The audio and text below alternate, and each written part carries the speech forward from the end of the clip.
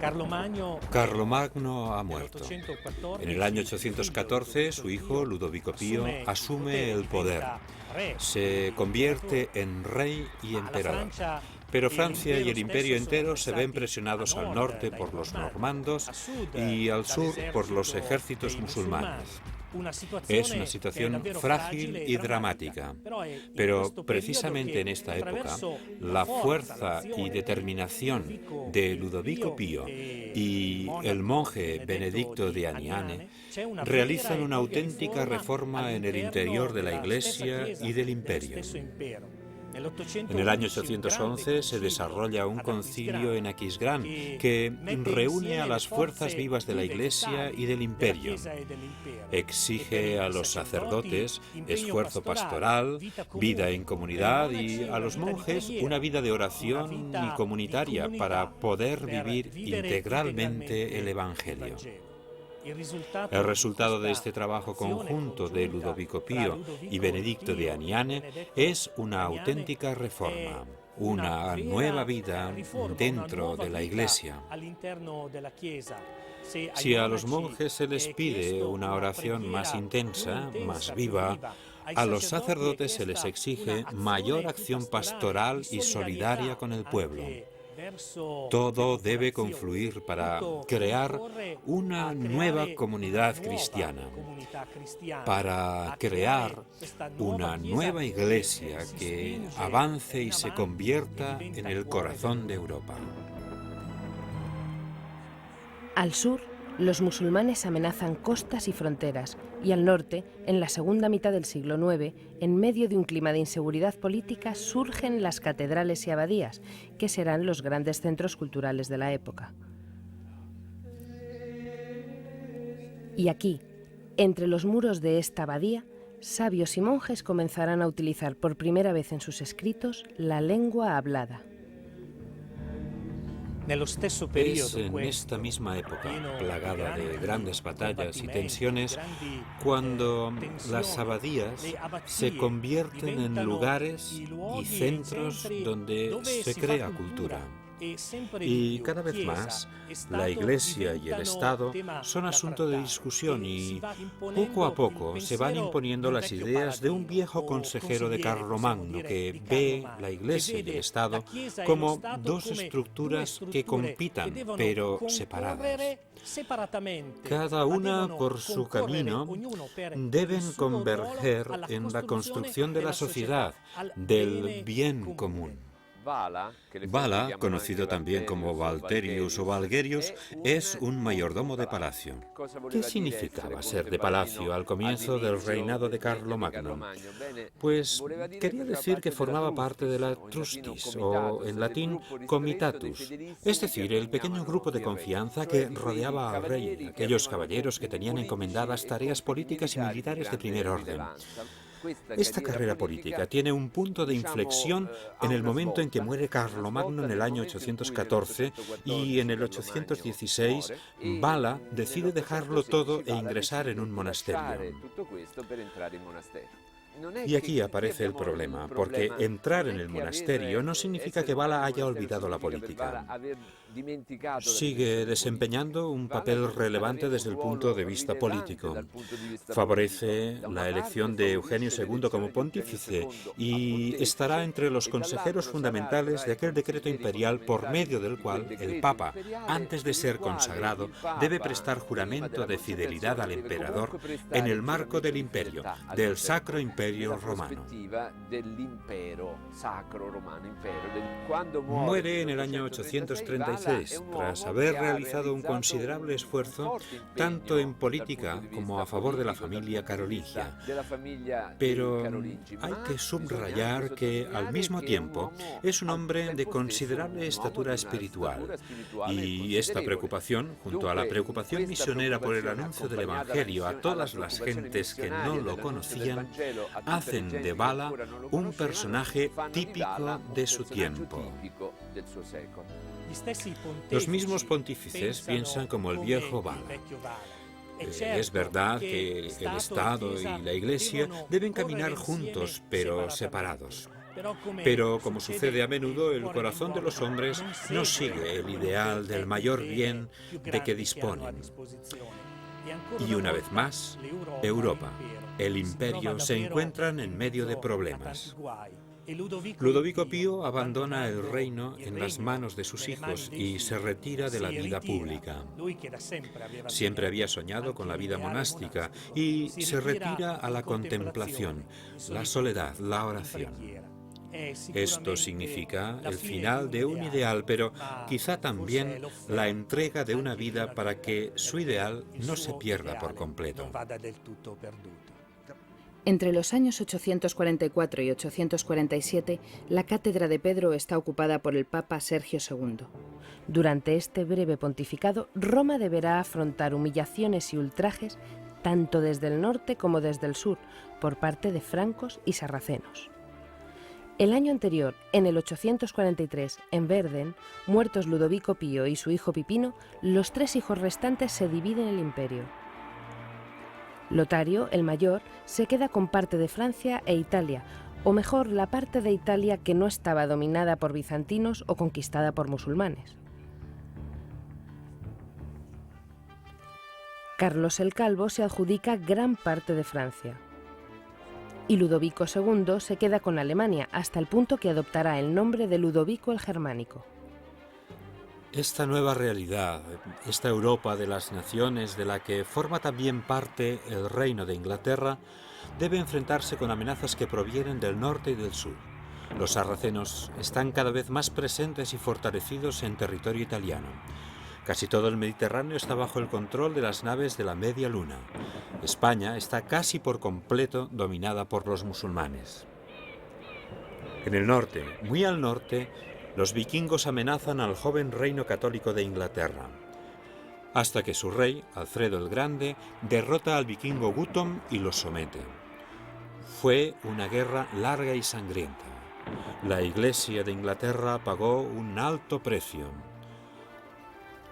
Conventos y monasterios fueron incendiados hasta que la victoria sobre los vikingos propició que su rey Guttorm se convirtiera al cristianismo. Pero los incendios y devastaciones no interrumpen la expansión del Evangelio y de la literatura cristiana. Es precisamente en esta época cuando se difunden en lengua anglosajona, creando así una unidad nacional y cultural. Por el norte, los vikingos intentan conquistar Inglaterra. Pero más tensa y difícil es la situación a la que se enfrentan en el sur de Europa, donde el ejército musulmán está avanzando y ganando poder. Y en este pueblo no hay un vacío que llenar. El ejército musulmán, junto al ansia de conquista, trae también una nueva religión que choca con la religión ya existente en estos territorios. Podríamos decir que es la aparición de aquello que menos desearíamos ver. Una guerra de religiones en la que cada uno se atrinchera en sus propias convicciones y no tiene ya capacidad de diálogo. Ya no tiene capacidad para abrirse al otro, para comprender las razones del otro. Así que entonces, como ahora, debemos temer esta mala semilla que puede dañar al hombre, de manera que éste ya no sea la imagen de aquel Jesús que anuncia el Evangelio. Estamos en Roma. En aquellos años no es más que un montón de restos, de ruinas decadentes y sin defensa, con pocos habitantes, pobres, en malas condiciones y sin ninguna confianza en el futuro. En la Basílica de San Martín es elegido Papa, en el año 844, Sergio II. Fue elegido sin esperar a que el emperador Lotario aprobase el nombramiento. Como represalia, los territorios pontificios fueron atacados por las tropas francas, que marchan sobre Roma con Lotario al frente, furioso porque no se hubiera solicitado su ratificación para la elección del pontífice. Aunque más tarde, con la coronación de Lotario como emperador por parte de Sergio II, se llegó a un cierto acuerdo. Cuando el emperador deja Roma en el año 846, la ciudad deberá todavía sufrir una última afrenta. Los sarracenos remontan el Tíber y saquean las basílicas de San Pablo y de San Pedro. Los pocos habitantes que aún hay en lo que queda de Roma esperan impotentes a que los saqueadores se marchen. Pocos meses después, el Papa Sergio II muere. Le sucede León IV, y será un pontífice con un temperamento y carácter bien distintos. Este monje benedictino comienza de inmediato a fortificar la ciudad, dejando dentro de los muros defensivos la Basílica de San Pedro. Aún hoy aquellos muros ciñen poderosamente el territorio vaticano que de aquella época recibe el nombre de Ciudad Leonina. Además, empieza una etapa de renacimiento para Roma y el interior de las iglesias vuelve a embellecerse con espléndidos frescos. Entre el saqueo de Roma y el año 900 han pasado menos de 40 años. En un tiempo tan breve se suceden en la cátedra de Pedro una veintena de pontífices, algunos solo para unos días. El ideal de imperio, o mejor dicho, el deseo de unidad en Europa, parece haber desaparecido.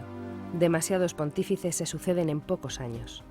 Los musulmanes avanzan por doquier y, a pesar del paréntesis que supone la victoria sobre ellos frente a las costas de Ostia, todo hace presagiar lo peor. Cuando en el año 936 llega al trono de Alemania Odón el Grande, comienza a llevar a cabo el proyecto de reunir a los pueblos de Europa, y lo logra con la ayuda de la Iglesia.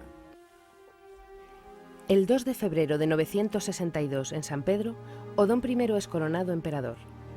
Este proyecto tuvo su epílogo y final con el joven Odón III, muerto a los 22 años, expulsado de Roma, donde había decidido instalarse por los mismos habitantes de la ciudad.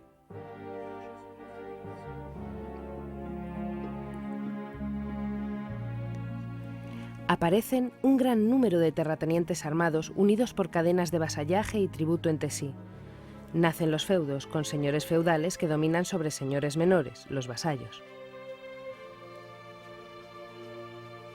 El feudalismo, con su castillo feudal en el centro, será el primer núcleo alrededor del cual se formarán intereses y agrupaciones. Nacen las ciudades feudales y los partidos feudales, favorables o contrarios a la Iglesia.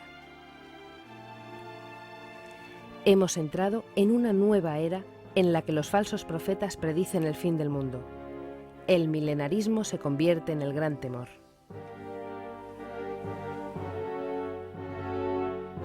Milenarismo. En la palabra está mil años. ¿De dónde salió esta idea que normalmente fascina a mucha gente? Yo diría que de dos lugares. La primera fuente es la fe, porque sabemos, en la fe, que Jesús resucitado volverá al final de los tiempos. Será la parusía, la presencia, la aparición, la manifestación de Cristo. Y después vendrá el juicio y la resurrección total y universal de los muertos. Este es el hilo conductor de la historia de la Iglesia, que va de la resurrección y Pentecostés hasta la vuelta gloriosa de Cristo. Pero tal como lo presenta el Apocalipsis en su parte final, en los capítulos 20 y 21, encontramos la mención de los 1000 años. Algunos cristianos, especialmente en los primeros tiempos de la Iglesia, han interpretado literalmente este 1000 años, como si los justos, tras 1000 años de vida en la tierra, resucitaran con Cristo y vivieran en la felicidad absoluta. Pero muy pronto, la mayoría de los padres de la Iglesia, desde Orígenes hasta San Agustín, entienden que el lenguaje del Apocalipsis está lleno de imágenes y símbolos. Así que 1000 años no significan 1000 años del tiempo de la Iglesia, sino que es una manera de representar el don de la fe, de la vida cristiana que nos ha dado Cristo. Pero es una idea que no satisfizo a mucha gente y la tentación de interpretar los 1000 años como 1000 años reales una nueva era de la historia cristiana siempre ha existido. Basta recordar en la Edad Media a Joaquín de Fiore, abad benedictino del sur de Italia, originario de Calabria. Este abad hizo la reforma de una abadía y pensaba que tras el reino de Cristo en la tierra, que es nuestro tiempo de la Iglesia, venía un nuevo reino de felicidad que sería el reino del Espíritu Santo. La Iglesia reaccionó con decisión, pero el milenarismo lo encontramos aún en la actualidad en dos campos, principalmente entre las sectas. Muchas sectas anuncian el retorno de Cristo o la venida de Dios y una nueva era sobre la tierra. Creo que esto es fundamental en la concepción del milenarismo. Todo sucede sobre esta tierra. Así pues, la primera tentación que encontramos regularmente en el nacimiento de tantas sectas es que toman una fecha como el año 1000 o el año 2000 para decir que hemos llegado al umbral del nuevo milenio. Luego está la tentación cristiana de entender el milenarismo como una negación o al menos como una disminución de la diferencia que existe entre el reino político temporal y el reino de Dios. La Iglesia es el germen del reino de Dios. No puede ser absorbida por el reino temporal de la sociedad política, social o económica. Creo que algunos teólogos, por ejemplo, de la teología de la liberación, han caído en una especie de milenarismo. Es decir, la salvación de los pobres de su situación de gran miseria, que hay que hacerla, sería casi la realización del reino de Dios. Así encontramos que la distinción entre el reino de Dios y el reino temporal que hacen las sociedades humanas es la gran respuesta a la tentación del milenarismo. La principal respuesta, además de la fe, que es una respuesta de expectativa ante el siglo futuro, el retorno glorioso de Cristo y nuestra entrada en la vida eterna. Una vez más, los monjes jugarán un papel fundamental proporcionando unidad cultural a pueblos diversos. Los monjes y monjas del año 1000 serán la savia que alimentará al cristianismo de la época. Intentemos entender el porqué.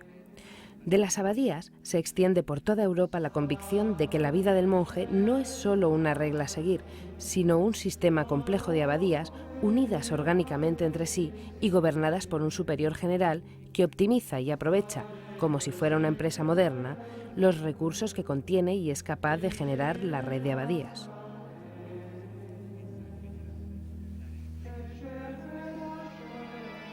Esta es también la época de la primera gran difusión del órgano como instrumento típicamente litúrgico.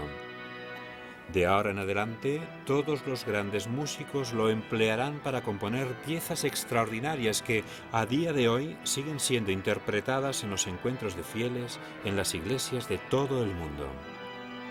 Una nueva oleada grande de espiritualidad, oración y profundidad en la fe se abre a tiempos nuevos en gran unidad con el papado. Es un auténtico renacimiento espiritual. De las escuelas monásticas saldrán hombres de ciencias y de letras. Esta será la auténtica forja de las que surgirá la Edad Moderna y que pronto suplantará y superará al Islam, el cual en aquella época había alcanzado su cénit, no solo en la expansión territorial, sino en ciencias, matemáticas, medicina, astronomía y química. En la época feudal, la red de abadías que atraviesan Europa se convierte en el lugar donde el pensamiento se refugia y encuentra.